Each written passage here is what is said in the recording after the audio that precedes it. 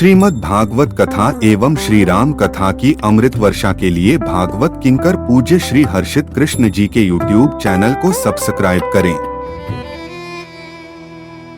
बोले एक बार की बात कि माता पार्वती अपनी सखियों के साथ में स्नान कर रही थीं। माँ पार्वती स्नान कर रही हैं और स्नान सखियों के साथ में कर रही हैं। उसी बीच में भगवान शंकर कैलाश पर्वत पे अंदर आ गए। समझना, जैसे ही भगवान शंकर आए तो सभी सखियों सहित माता को लज्जा आ गई और कहा कि जब देखो तब बिना बताए चले आते हैं अंदर। सखियों ने कहा इनका तो कोई भरोसा ही नहीं, कभी भी आ जाते हैं। सखियों ने मां पार्वती से कहा कि देवी पार्वती, हमें कोई ऐसी व्यवस्था करना चाहिए कि भगवान शंकर को कोई भी किसी भी समय अंदर ना आने दे, अंदर आने से रोके महाराज, कभी भी ना चले आए। मां पार्वती ने कहा क्या करें? तो सखियों ने कहा कि देवी हमें अपना भी एक गण, एक सेवक बनाना चाहिए। आप में वो शक्ति है हे शिवा, यदि आप चाहो तो आप अपने द्वारा एक द्वारपाल बना सकती हो। आप अपना एक महाराज रक्षक बना लीजिए, आपकी जो रक्षा करने वाला हो। तो सखियों के कहने पर माता पार्वती ने उपटन लगाया है, समझना। और उपटन लगा करके माँ पार्वती को उपटन लगाने से महाराज उसके घिसने के बाद में जो मैल निकला, उस मैल से ही माता पार्वती ने एक पुतला बना दिया। पार्वती मैया ने उपटन लगाकर उन्हें जो मेल निकला उस मेल से एक पुतला बना दिया और महाराज उस मेल से बने हुए पुतले में माता पार्वती ने प्राण फूंक दिए। आदि शक्ति है, परा अम्बा है, जगत जननी है, अखंड ब्रह्मांड की नायिका हैं, आदि अंत से परे हैं, भगवान शंकर की शक्ति हैं, जीव मात्र का महाराज पालन पोषण लय आदि सब कुछ करने वाली हैं। वो जगदम्बा क्या नहीं कर सकती?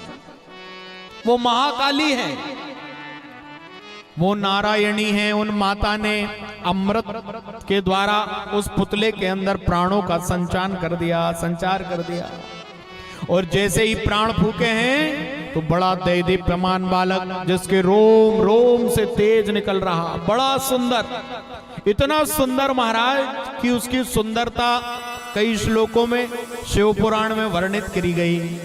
कहिए माँ क्या आज्ञा है? अपनी माता को देखकर हाथ जोड़ के प्रणाम किया। इतनी प्रसन्न माँ कि अब तो मुझे मेरा रक्षक मिल गया, मेरा बेटा है। मैया ने कह दिया कि बेटा, माँ ने तुरंत कहा कि बेटा तुम जो है द्वार पर खड़े हो जाओ।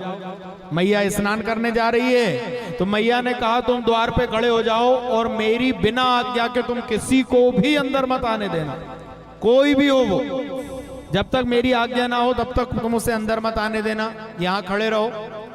अब माँ की आज्ञा मिल गई।